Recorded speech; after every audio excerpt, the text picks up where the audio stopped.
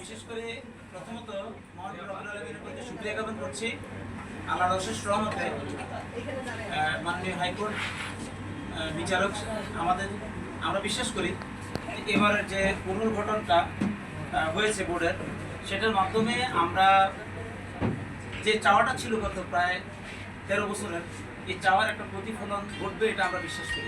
আপনারা দায়িত্ব পেয়েছেন, ওনার উচিতায় আমরা আমাদের এই প্রতিষ্ঠানটাকে মানুষের অধিকার সংরক্ষণ পাশাপাশি সমৃদ্ধির জায়গাটা ওনার মাধ্যমে হবে। আর ওনাকে সহযোগিতা করার জন্য সমিতির তরফ থেকে আমরা সবাইকে প্রস্তুত। আমরা এই সমিতির মেম্বার হিসাবে বা সভ্য হিসাবে, যেহেতু আমরা এই প্রতিষ্ঠানেরই একটা অংশ, ওখানে আমরা আছি, ওখানে দায়িত্ব পালন করছি সবাই মিলে। এটা বিরাট একটা ভেঞ্চার, বড় এই প্রতিষ্ঠানের সবচেয়ে বড় অংশীদার। তো সেই ক্ষেত্রে আমরা অলরেডি আনঅফিসিয়ালি আমরা করেছিলাম যে এইখানে প্রতিষ্ঠানকে সচল করার জন্য ডিএমসিএস এর তরফ থেকে যত রকমের ট্রান্সপারেন্ট তথ্য এবং তথ্যাদি যা দরকার অফিসিয়ালি এবং আনঅফিসিয়ালি প্রোভাইড করার জন্য আমরা বদ্ধপরিকর।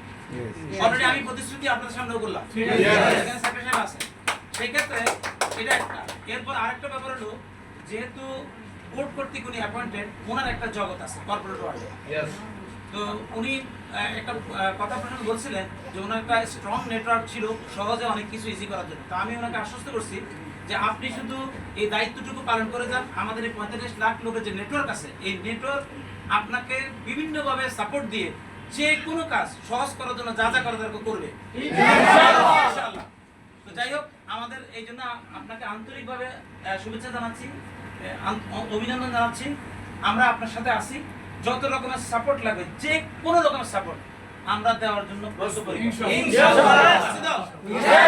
ওনার মুখ থেকে একটু শুনবো। আচ্ছা, ঠিক আছে, ওকে।